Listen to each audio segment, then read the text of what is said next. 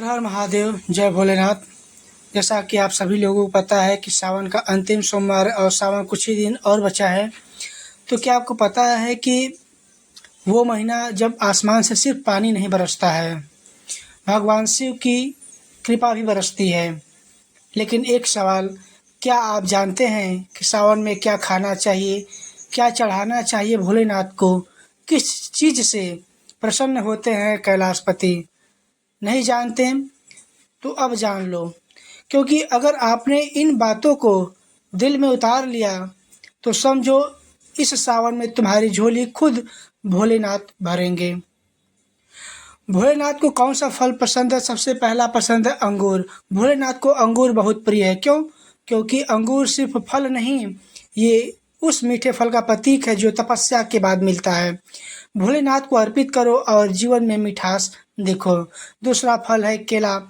केला यानी स्थिरता, घर में लक्ष्मी रुकेगी अगर आपने केले का भोग चढ़ाया और श्रद्धा से खुद भी खाया। और तीसरा फल है नारियल।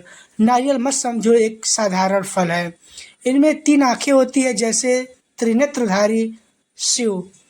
नारियल का जल शिवलिंग पर चढ़ाओ और देखो कैसे जीवन के तीनों दोष, शारीरिक, मानसिक, आर्थिक, कैसे खत्म होते हैं। अब बात करते हैं मखाने की खीर के बारे में। मखाने की खीर बनाकर और उसमें तुलसी का पत्ता डालें। रात को चंद्रमा को देखकर शिव जी को भोग लगाएं। बस एक ही दिन में असर दिखेगा, मन शांत रहेगा, परिवार सुखी होंगे और रोग धीरे धीरे भागने लगेंगे।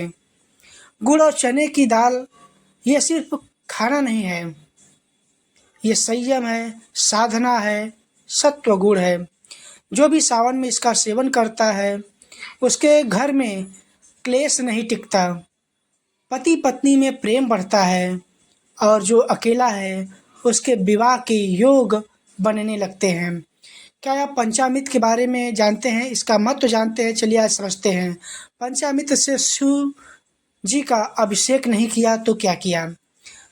उसमें क्या क्या मिश्रण होना चाहिए? दूध जो कि करुणा का प्रतीक है, दही शांति का प्रतीक है, घी जो है पवित्रता का प्रतीक है, शहद मधुरता का प्रतीक है, गंगा जल का महात्मा सभी लोग जानते हैं। माँ गंगा का जल जो कि शुद्धता का प्रतीक कहा जाता है। इन पांचों को मिलाकर शिवलिंग पर अर्पण करें, फिर देखें कैसे हर ग्रह हर बाधा शांत हो जाती है। ऐसे महात्मा को जानकर भी कोई इस सावन को यूं ही जाने देगा नहीं। तो ये भी सभी भक्त लोग बोले हर हर महादेव, जय भोलेनाथ।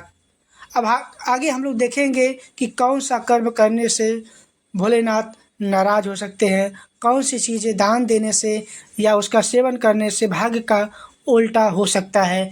इसको हम लोग अगले पार्ट में देखेंगे। तब तक के लिए हर हर महादेव, जय भोलेनाथ।